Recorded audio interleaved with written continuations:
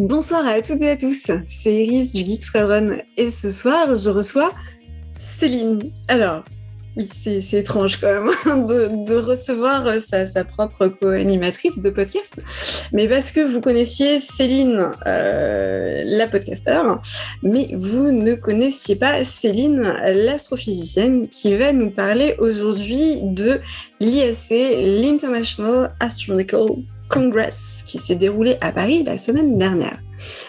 Alors Céline, si tu nous expliquais un petit peu qu'est-ce que c'est que ce congrès justement spatial?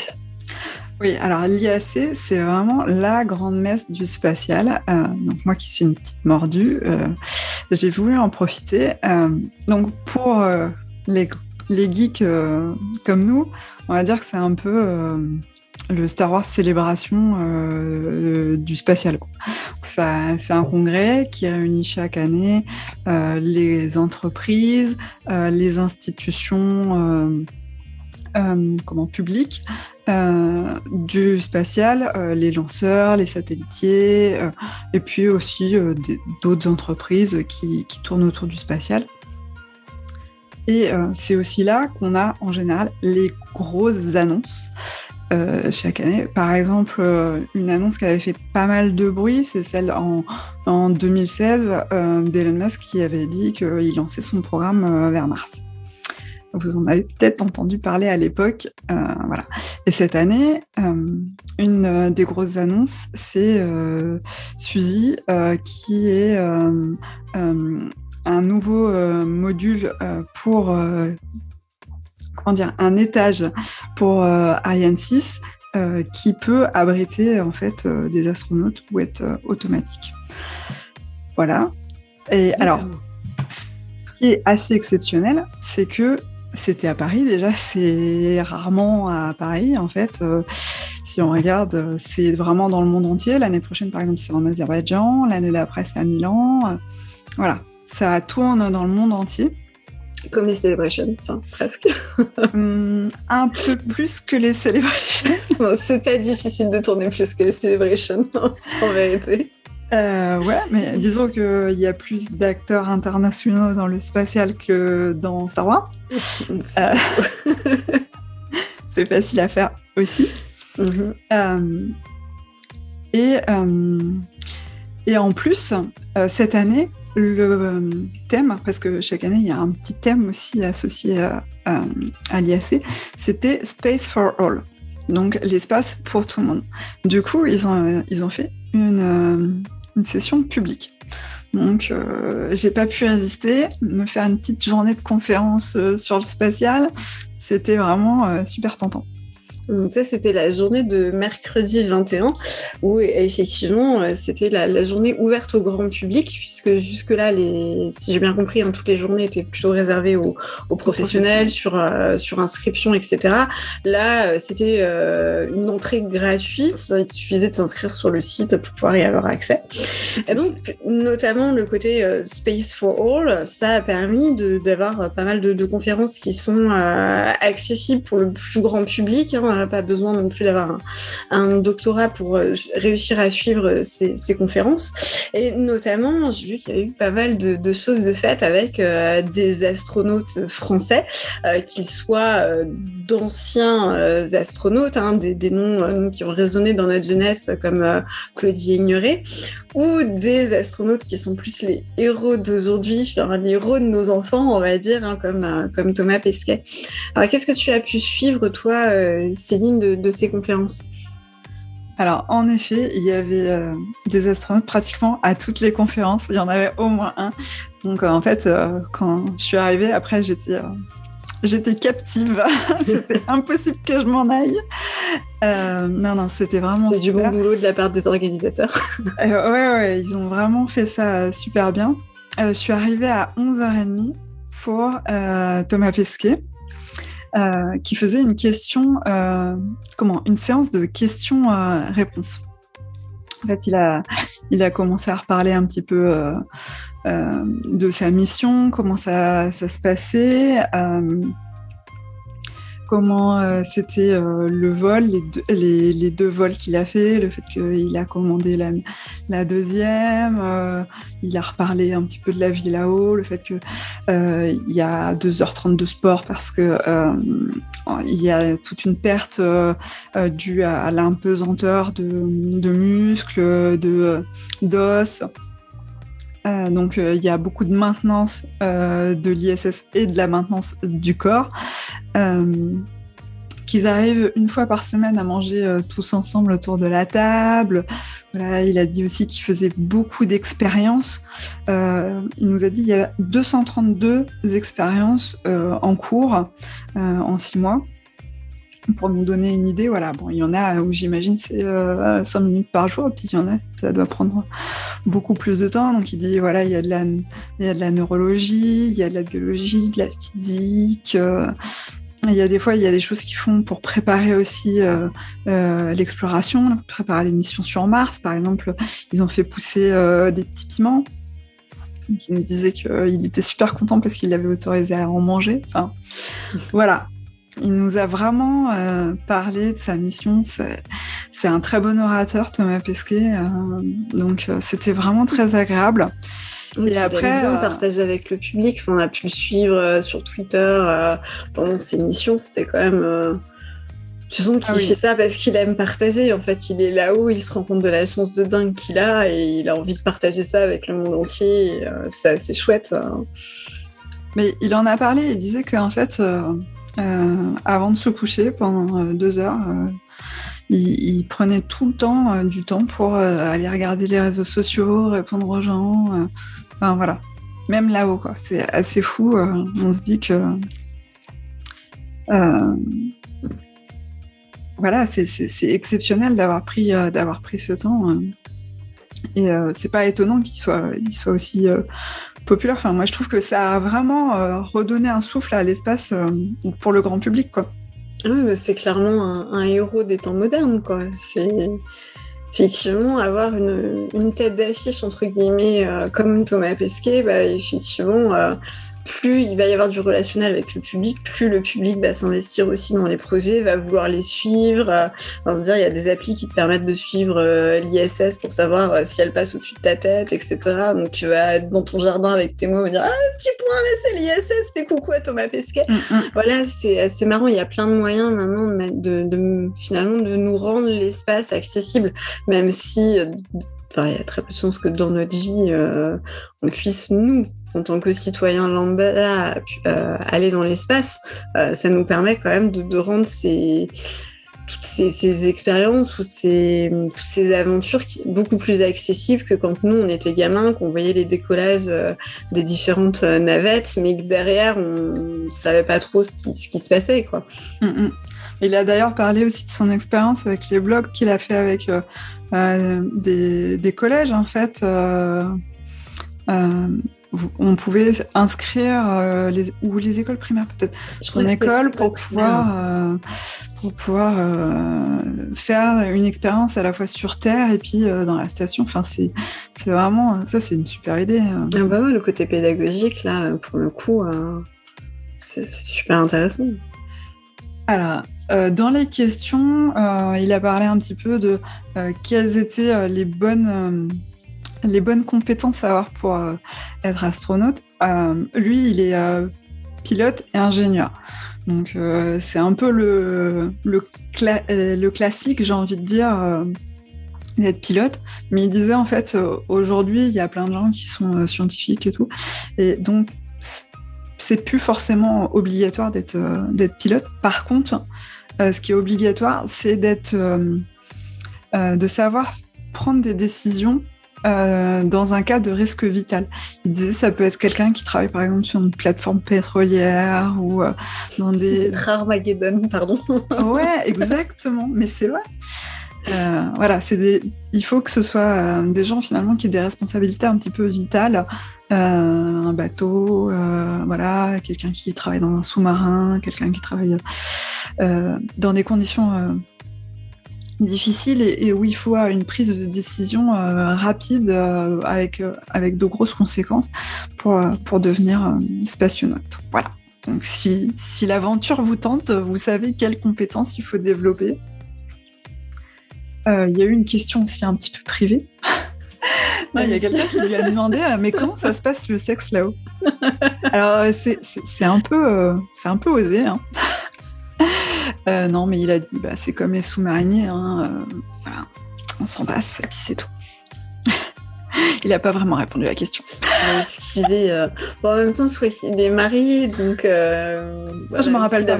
Il me semble il me semble qu'il a une compagne sur Terre, justement, et que du coup, ça aurait été malvenu, tu vas de répondre à la question derrière la femme. Ah, ça fait quoi là-haut? Bref. Oui, bien sûr. Ouais. Et du coup, à part la conférence de Thomas Pesquet, tu as pu assister à, par exemple, celle sur Artemis ou d'autres conférences. Qu'est-ce que tu peux nous dire sur les grands publics de l'IAC? La conférence suivante, c'était sur Space and Imagination, donc imagination et l'espace. Et moi, j'avais vraiment envie de suivre cette conférence aussi parce qu'il y avait Marion Montaigne qui a écrit Tu mourras moins bête et dans la combi de Thomas Pesquet.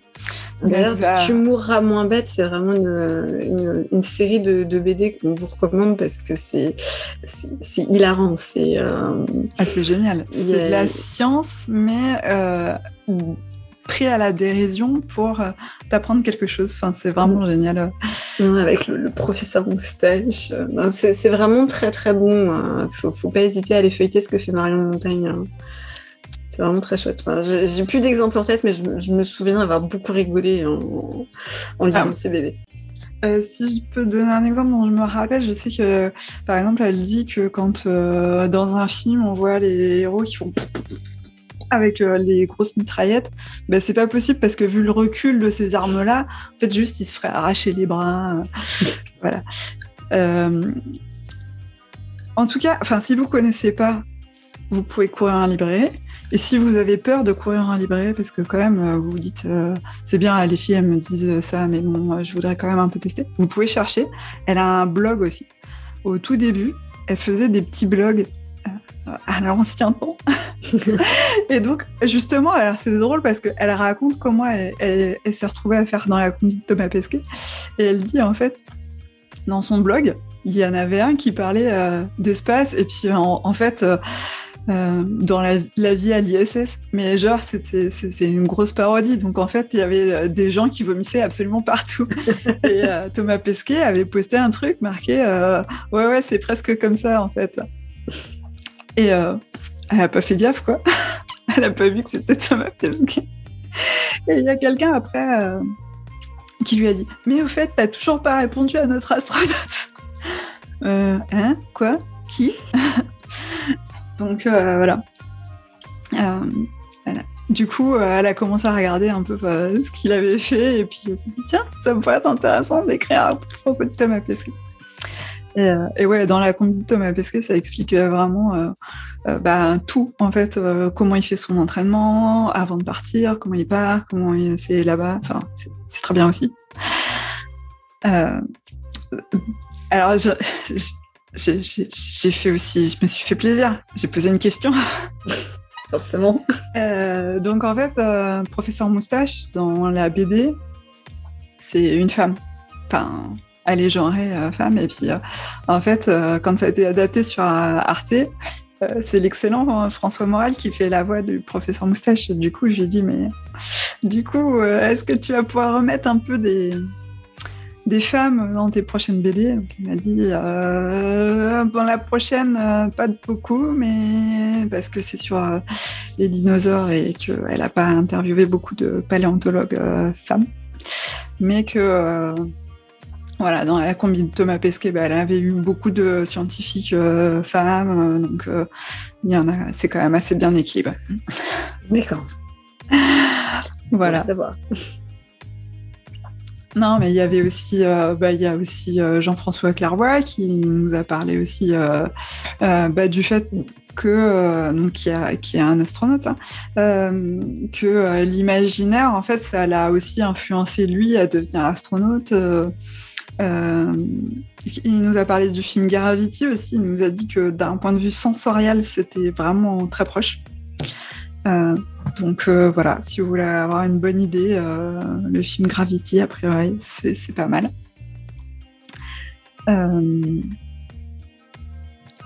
Et puis qu'il adorait Star Trek aussi quand il était jeune. Voilà, comme quoi, hein, ça peut arriver à tout le monde. On avait aussi des gens de la Cinémathèque française qui nous ont dit qu'ils sont en train d'ouvrir une expo permanente ou un musée sur Méliès. Du coup, ils nous ont passé aussi le film de Méliès qui va vers la Lune. Vers la Lune. Donc voilà, ils nous ont parlé aussi un peu de cet héritage sur finalement tous les films space opéra. Quelque part, ils descendent un peu de ce film-là, qui a presque inventé les effets spéciaux, en tout cas. Les effets spéciaux, il est quand même bien à la base quand même de tout ce qui est effets spéciaux. Il a énormément expérimenté c'est ça. Avec le médium cinéma à ses débuts. C'était vraiment un pionnier. Donc il nous disait aussi, par contre, le mauvais côté, c'est que à l'époque, les droits d'auteur, c'était pas encore très répandu. Donc en fait, il a pas touché tant que ça par rapport à ses films. Ils ont été copiés, recopiés, diffusés dans des salles sans son autorisation, enfin sans qu'il l'envoie un sou, quoi. Donc à la fin, il était un peu écœuré par ce système, quoi. Donc c'est bien, ça montre aussi comment les choses évoluent dans le bon sens des fois, je trouve, parce que on n'y pense pas en fait. Maintenant, il y a les droits d'auteur, on n'y réfléchit même pas. On achète notre DVD, on paye notre abonnement à, je sais pas, Disney+ ou quoi. Et, en fait, au hasard. Au hasard. Et en fait, à la fin, ça revient quand même un peu au créateur, et heureusement, quoi. Et c'est bien parce que sinon, la création, comment elle peut vivre sans... C'est ce qui est difficile de faire comprendre quand même à beaucoup de gens, notamment quand tu partages des photos sur Internet, des fan art, ne serait-ce que voilà, quand tu partages du fan art, la moindre des choses, c'est de créditer la personne, quoi. Que ça revienne, au moins que ça fasse connaître la bonne personne, et puis voilà, c'est pas... On a l'impression que tout est gratuit sur Internet, mais c'est pas le cas. C'est pas le cas. Il y a quand même un copyright, même s'il y a une utilisation libre qui peut être faite d'illustrations, de sons, de vidéos, d'images, etc. Il y a quand même un artiste, un ou une artiste derrière qui doit être à minima crédité, voire rémunéré pour son travail. Oui, c'est vrai que comme tout est, à disposition sur Internet, c'est pas toujours évident que les auteurs originels soient crédités correctement, voire rémunérés correctement quand c'est possible. Et il peut y avoir aussi des copies assez grossières. Il y avait aussi Clémence D'Argent qui fait la série OVNI sur Canal+. Alors moi, je connaissais pas parce que j'ai pas Canal. Je connais pas non plus. Toi. Non, j'ai pas Canal non plus. Enfin, j'ai plus depuis un certain nombre d'années. C'est une série comique en fait sur la branche du CNES qui étudie les ovnis. Et, en fait, c'est une branche qui existe pour de vrai, hein, qui a été créée dans les années 70 pour justement, en fait, en gros, si demain tu vois un ballon son dehors et que tu ne sais pas ce que c'est, t'appelles, tu dis voilà, j'ai vu un truc bizarre, et eux ils font une enquête derrière pour savoir est-ce que c'était un ballon, est-ce que c'était un avion, est-ce que c'est normal, et Mais voilà, c'est une série qui reste comique, avec des ressorts sur les équipes, sur le CNES, où ils ont mis tout le monde en très très très très sérieux, et puis cette équipe-là, ils ont mis tout le monde un peu en mode très... C'est un peu les barjots du CNES, quoi. Donc, franchement, ça m'a donné envie quand elle en a parlé, donc... Dites-nous dans les commentaires si vous l'avez vu et que vous avez aimé. Ah oui, clairement, hein. Faites-nous un retour, qu'on sache si c'est intéressant, si ça vaut le coup. En tout cas, elle a bien vendu. Ensuite, il y avait une conférence sur espace et société. Ça tournait beaucoup sur le fait que aujourd'hui, le GIEC, en fait, la plupart de leurs données, ils utilisent en fait des données spatiales. Ce qu'ils disent, c'est qu'en gros, aujourd'hui, on ne serait pas capable de connaître notre Terre comme on la connaît si on n'avait pas l'exploration spatiale. Donc, c'était essentiellement là-dessus. C'était très intéressant aussi. Il y avait Claudie Nuret aussi. Donc, c'était très bien, mais je vais pas m'étaler. La dernière conférence, c'était les routes du cosmos. Oui, et alors là, on a pas mal parlé d'Artemis, parce qu'il y avait Matthias Meurer, donc, qui est un peu le Thomas Pesquet allemand. Hein. D'accord. On va dire ça comme ça. Non, alors... mais c'est un astronaute aussi de l'ESA, allemand, et il parle super bien français. De toute façon, ils sont quand même sacrément bilingues. Hein. Thomas Pesquet, je crois qu'il parle 6 langues couramment. Enfin, oui, plus que bilingues. Hein. Ils sont tous multilingues. Alors, de toute façon, en général, ils maîtrisent l'anglais, ils sont bien obligés. Souvent le russe, parce que des fois, Thomas Pesquet, par exemple, il est parti avec un Soyouz. Ah, tiens, d'ailleurs, c'est une des questions que j'ai oublié de raconter, ça c'est pas mal. On lui a posé la question, c'est qu'est-ce qu'il avait préféré entre partir en Soyouz ou partir en Crew Dragon de chez SpaceX. Et il disait, alors, Soyouz, c'est un peu au lit, c'est tout manuel, et c'est super serré, il avait les genoux contre la tête presque. Mais il y a un peu 2 espaces. Du coup, il dit, ce qui est pratique, c'est que s'il y a jamais un petit besoin, bah, vous êtes tranquille, quoi. Alors que le Crew Dragon, c'est un open space, quoi. Vous voyez ? Donc, ils avaient un petit rideau, mais c'est tout. Mais voilà, il a dit, quand même, le Crew Dragon, c'est quand même beaucoup plus confortable. Donc, il va voter pour le Crew Dragon, mais c'est pas la même génération non plus. Hein. Clairement, les Soyouz, j'ai l'impression d'avoir toujours connu ça. Mais tu as toujours connu ça. C'est l'antiquité de l'espace, tu sais, genre c'est la petite R5 de l'espace. C'est ça. Un truc qui est increvable. Ah bah clairement, enfin, ça fait partie des petits lanceurs aujourd'hui par rapport au monstre du CLS d'Artemis là, qui est sur le pas de tir. Même par rapport à Ariane 5, il est beaucoup plus petit. Enfin, c'est vraiment un lanceur entre Vega et Ariane 5 au niveau de la taille. Donc, mais c'est diablement efficace. C'est quand même le lanceur le plus sûr en fait. C'est pour ça qu'il continue à l'utiliser. Donc, si on revient à Artemis, justement, est-ce que tu peux nous réexpliquer un petit peu ce que c'est que cette fameuse Artemis, qui n'est pas pour le coup la déesse de la chasse, mais bien un lanceur.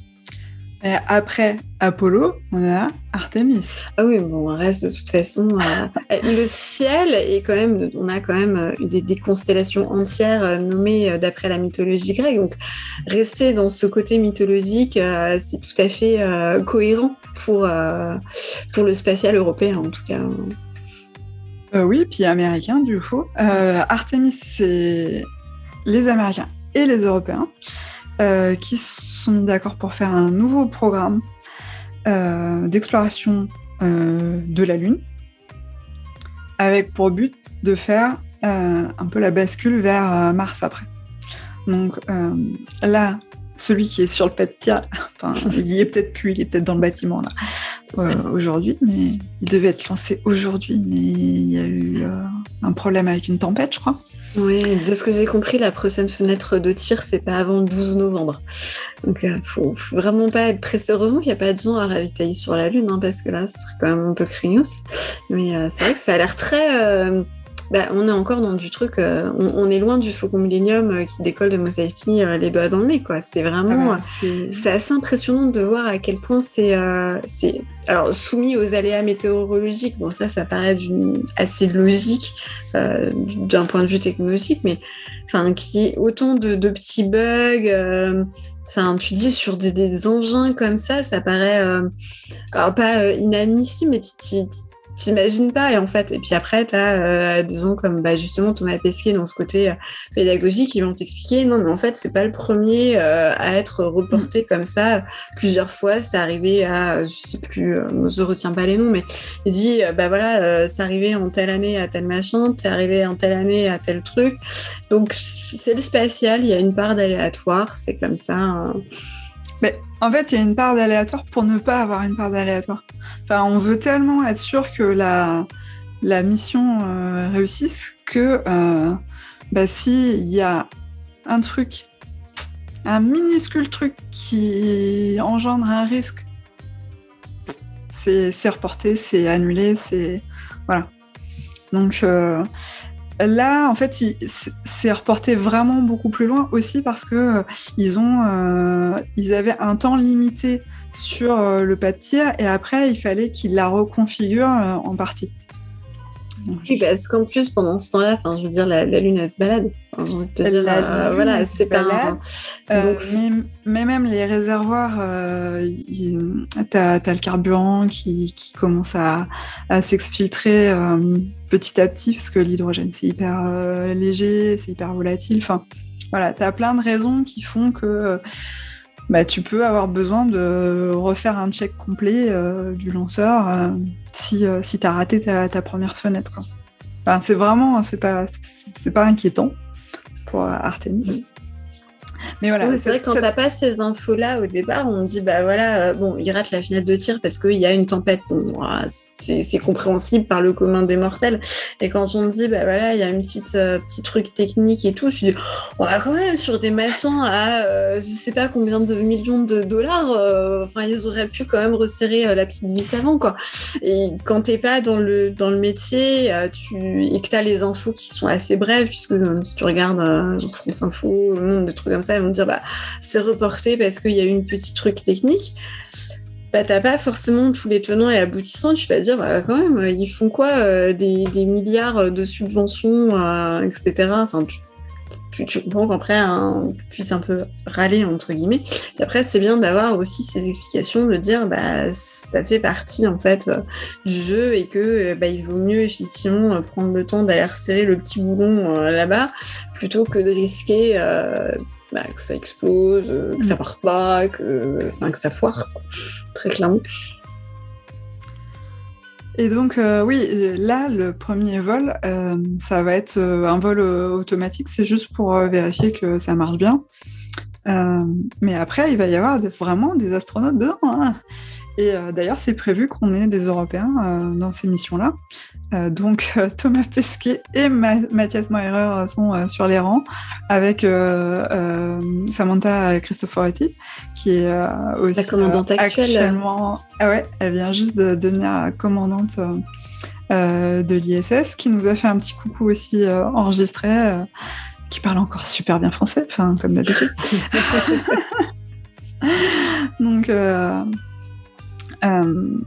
Donc voilà, Mathias Maurer, il nous en a un petit peu parlé. Je vous mettrai des photos. Il nous a montré un peu des photos en mode un peu Tintin de la future base. Parce que le but, c'est vraiment de réussir à poser des bases un peu sur la Lune pour pouvoir après redécoller plus facilement vers Mars. Donc la conquête spatiale est repartie, vraiment. C'est cool, ça fait plaisir à voir justement déjà qu'on réinvestisse quelque chose qui est assez proche de nous, et puis de voir l'idée, pourquoi pas Mars. se faire d'illusions, c'est pas quelque chose qu'on verra de nous dans notre vie, mais c'est plutôt chouette d'avoir ces envies de large. Et puis finalement, on n'est pas très loin. Enfin, on va petit à petit rejoindre de la fiction. Bon, je pense à Seul sur Mars, par exemple, une chose comme ça. Oui, mais Seul sur Mars. Space Force, je sais pas si tu as vu cette série sur Netflix. Ah non, j'ai pas vu celle-là. T'as pas vu Space Force? C'est avec... comment il s'appelle? Ah, j'ai oublié son nom. Il joue dans The Office. C'est le personnage principal dans The Office. Et il joue le rôle d'un général américain qui est en charge de la Space Force. Donc, comme son nom l'indique, la division spatiale de l'armée américaine.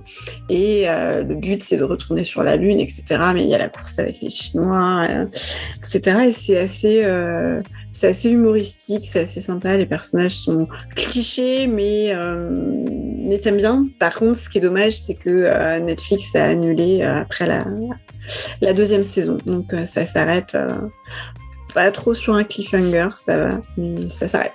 C'est dommage. C'était plutôt cool. Et puis du coup, assez réaliste, parce que ça pourrait se produire là, maintenant, tout de suite, on est sur des technologies vraiment actuelles. Pas du tout sur des trucs genre vol hyperespace, etc. C'était vraiment... on n'est pas aussi abouti, par exemple, que... j'allais dire Inception, mais parce que c'est pas le même réalisateur. Oui. J'ai le nom sur le bout de la langue. Interstellar. Voilà, Interstellar. Non, mais là, on était sur un futur relativement proche. Là, dans Space Force, c'était quand même sur un truc, ça pourrait se passer là maintenant. Ouais, après, Interstellar, le lanceur initial est plutôt réaliste quand ils partent de la Terre. Après, ils partent d'une planète qui a une plus grosse gravité avec juste leur petit vaisseau. C'est plus chaud. Bon, bref, on n'est pas là pour faire une critique scientifique. Non, mais parce que là, on va être parti.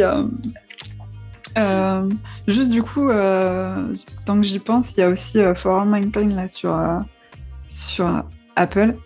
Où il parle pas mal de l'ISC parce qu'en fait du coup on suit la NASA et puis la directrice de la NASA elle y va chaque année aussi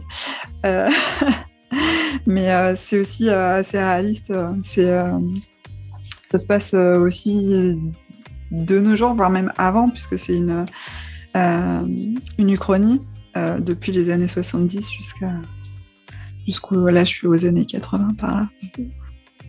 J'ai pas eu l'occasion de le voir encore, mais effectivement, j'en ai entendu que du bien, et notamment par les aficionados de l'espace. Ouais, c'est vraiment une très bonne série. Qu'est-ce que j'allais dire ? Oui, ils nous ont parlé aussi dans ce dernier panel d'Art, qui vient juste d'arriver finalement sur son petit bout de caillou.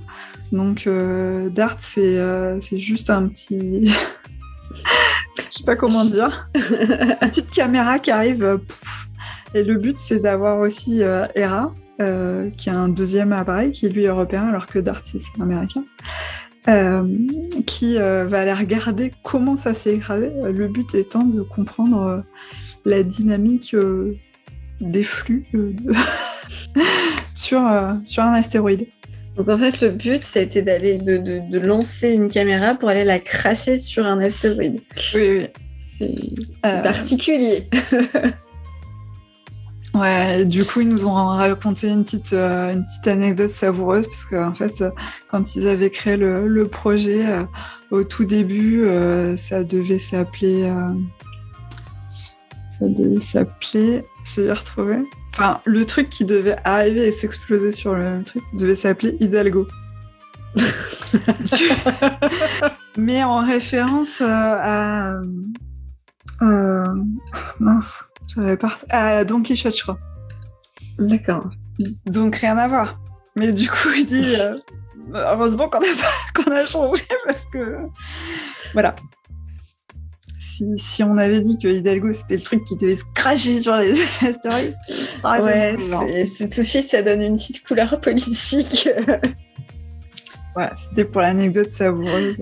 Du coup, on a parlé aussi un petit peu politique, dans les questions-réponses. Voilà, forcément, comment ça se passe actuellement avec les Russes. Donc, il y a ExoMars, en fait, il devait être lancé le mois prochain. Et c'est eux qui faisaient l'atterrisseur. Et du coup, 6 ans de retard pour faire un atterrisseur européen. Voilà. Comme quoi, la coopération internationale, elle a quand même... Alors, ouais, Mathias Maurer, elle disait, dans l'ISS, ça se passe toujours bien, il n'y a pas de souci. Mais c'est vrai qu'il y a d'autres projets, c'est difficile. Enfin, à Kourou, il n'y a plus de Soyouz non plus. Enfin, voilà. Il y a quand même des choses qui sont en suspens. Voilà. Alors que jusque-là, l'espace, c'est vrai que normalement, c'est plutôt un endroit depuis pas mal d'années, depuis la fin de la course à l'espace, on va dire. C'est quand même plutôt un endroit très international, d'ailleurs. Quand je suis arrivée, juste avant Thomas Pesquet, je suis arrivée, en fait, il y avait Claudie Aigneret avec Jean-Pierre Aigneret, Jean-François Clairvoy, qui était en train de dire combien l'espace, c'était de la coopération internationale, que ça parlait de toutes les langues, que voilà, il y avait les spationautes, les astronautes, les cosmonautes, et tout le monde. Et maintenant les Chinois, et maintenant les Indiens, enfin voilà, vraiment tout le monde est réuni finalement dans cette station spatiale internationale, et on espère que ça va rester le plus longtemps possible, quoi. Après, c'est vrai qu'à partir du moment où tu as des technologies qui sont propriétaires, entre guillemets, de certaines nations, alors que l'ISS, c'est quelque chose qui a été construit vraiment à la base internationalement, contrairement à, on parlait des lanceurs Soyouz, etc., qui sont vraiment propriétaires russes. C'est vrai qu'il n'y a plus les navettes type Atlantis, Discovery pour faire le balancier côté NASA, et ça fait quand même un certain nombre d'années qui se reposent sur les Soyouz. Aujourd'hui, ils ont le Crew Dragon par SpaceX, mais ils ont pas de solution étatique. Ou de solution qui soit véritablement internationale, comme l'ISS, en fait. Il n'y a pas un lanceur dont la technologie appartient à l'humanité au global. Ah non, c'est quelque chose, du coup, qui va être réfléchi par la suite, justement, pour peut-être pas compromettre trop la conquête spatiale en fonction de la géopolitique terrestre, on va dire. Parce que c'est des choses qui sont déjà en réflexion de leur part. J'imagine, hein. Oui, moi j'y pense, j'imagine que les grands pontes à l'ESA ou à la NASA, ils ont déjà réfléchi. Après, il y a la souveraineté de chaque pays, quoi. Donc, voilà, donc c'était ma petite journée, les étoiles plein les yeux. Ouais, c'est sympa, j'aurais bien kiffé pouvoir y aller. Bon, après, voilà, comme je disais, ça tourne, hein, donc je sais pas quand est-ce que ça va revenir en France. Tu disais, c'est à Milan dans 2 ans, donc c'est pas non plus... C'est pas très loin. C'est pas le bout du monde, Milan, voilà, pour Ils font une journée grand public à chaque fois, ou là, c'était exceptionnel à Paris, hein. Pour moi, c'était exceptionnel, hein. Moi, j'ai compris que c'était parce que c'était Space for All, le thème. Mais je me dis, si ça a bien marché, ils vont peut-être le refaire, hein, parce que ils ont tout intérêt à justement diffuser l'espace. C'est gagnant pour tout le monde. Les gens sont contents d'y aller. Et en même temps, eux, ils expliquent aussi pourquoi est-ce qu'ils font ça. Ils nous ont dit aussi ça. Ils nous ont dit, par exemple, l'ESA, au tout début, en fait, les gens de l'ESA, qu'est-ce qu'ils passaient leur temps à faire ?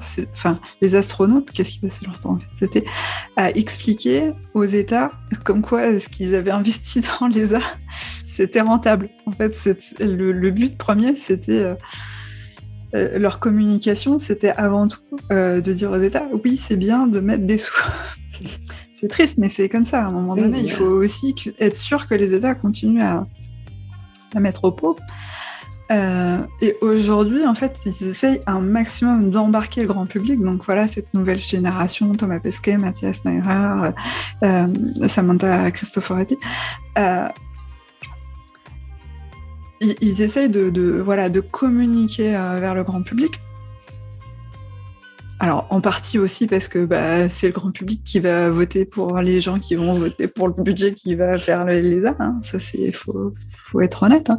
Mais aussi parce que c'est important que le grand public sache à quoi ça sert finalement les sous qu'ils ont donnés, parce que c'est nos impôts finalement qui financent tout ça. Ça permet de nous faire rêver aussi avec eux. Enfin, je veux dire, c'est quand même la conquête spatiale, c'est quelque chose de complètement intergénérationnel. Enfin, je veux dire, tu revois les images d'archives des gens devant leur poste télé en juillet 69. Il y a quelque chose de très fédérateur. Et puis, c'est que t'aies 3 ans ou 90, tu peux avoir la même fascination. Enfin, ça exerce toujours la même fascination sur l'enfant que t'étais comme sur l'adulte que t'es aujourd'hui, hein, très clairement. Donc oui, ce genre d'événement, c'est fédérateur aussi, puis c'est bien d'ouvrir au grand public justement pour partager et puis pour ouvrir, quoi. Enfin, je veux dire, alors c'est dommage qu'ils aient fait ça en semaine quelque part, tu vois, ils auraient fait ça sur un samedi ou un dimanche, tu pouvais toucher plus de gens déjà, parce que pas obligé de poser une journée pour pouvoir y aller. Et puis tu peux toucher aussi le public de province, parce que clairement en faisant ça le mercredi, tu vas toucher un public parisien, ou tu vas toucher un public de professionnels. Je pense tu vois, aux gens qui bossent chez Dassault, chez Ariane, par exemple à Bordeaux, qui vont remonter ou Toulouse, qui vont remonter sur Paris pour la journée. Là, il y a un côté c'est aussi pour le boulot, etc. Mais toi, en tant que touriste de l'espace, tu poses pas une journée juste pour aller à un truc de conférence, quoi. C'est plus difficilement. Honnêtement, vraiment hyper fan, etc.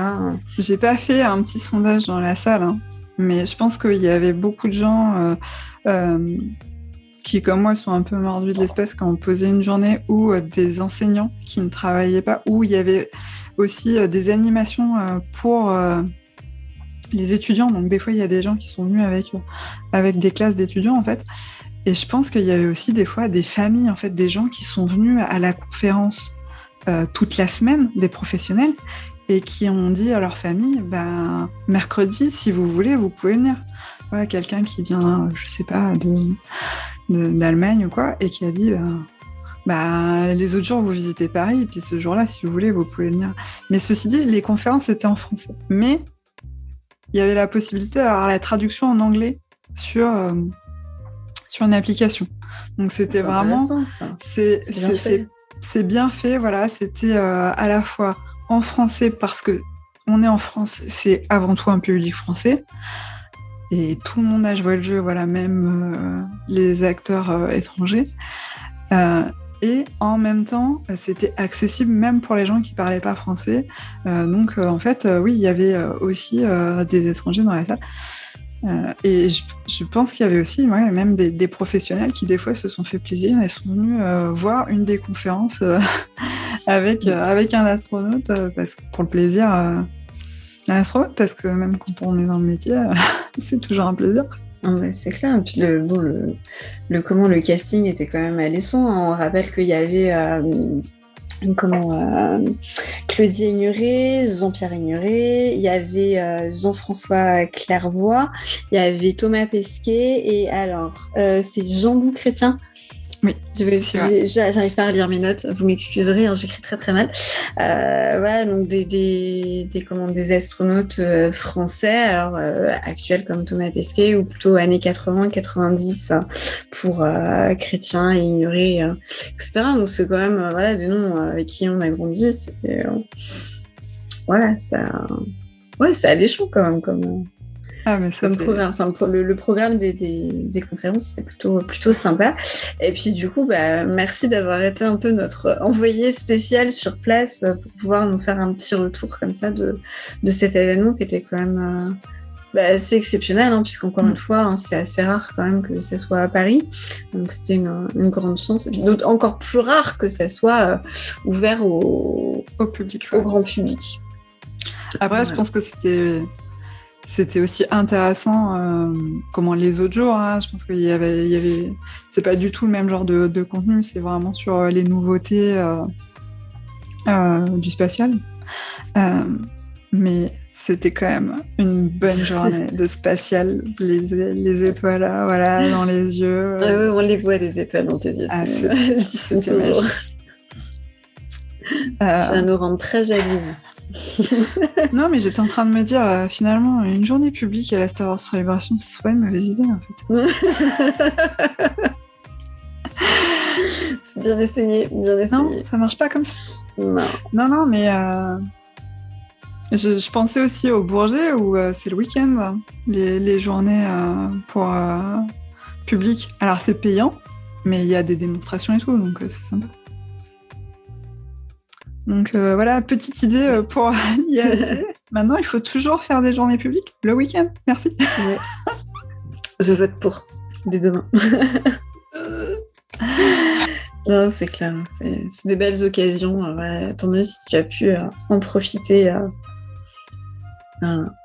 Eh bien, écoute, je te remercie encore une fois d'avoir partagé ton expérience. Je t'en veux toujours d'avoir vu Thomas pesquer. Je suis extrêmement jalouse. Voilà, après ça, on arrête l'enregistrement et je te parle plus. Bon, vous pouvez vous désabonner. C'est le petit bouton en bas. Non, attends, on leur donne pas des idées. On n'a déjà pas beaucoup d'abonnés sur la chaîne. Hein. On va pas. Non, repostez cette vidéo sur tout le réseau. Voilà, écoute, en tout cas, Céline, je vais pas dire que c'était un plaisir de t'avoir parce qu'en fait, on anime tout le temps des émissions ensemble, donc voilà, mais c'était marrant, voilà, que tu te prêtes aussi aux yeux de questions-réponses par rapport à cette conférence que j'ai suivie, moi, à travers toi, en fait, les images que tu m'envoyais. Voilà, je sais que totale. Je sais que dans notre public, il y a quand même pas mal de gens qui sont mordis d'espace, donc... Voilà, un petit coucou à Circe qui se reconnaîtra, hein. Et d'autres. Donc, voilà, si vous avez des questions, n'hésitez pas, il y a Céline, elle est juste là. Voilà. Et bien, sur ce, et on vous souhaite une bonne soirée, bonne journée en fonction de l'heure à laquelle vous verrez cette vidéo. Et puis, je pense qu'on se retrouvera assez prochainement pour parler de Star Wars et notamment des sorties chez Pocket. Le programme des prochaines sorties. Ça viendra dans une dizaine de jours, à peu près. On tease. Voilà, et bien écoutez, à très bientôt. N'oubliez pas de liker la vidéo si vous avez aimé et de la partager sur nos réseaux sociaux. À bientôt. À très bientôt.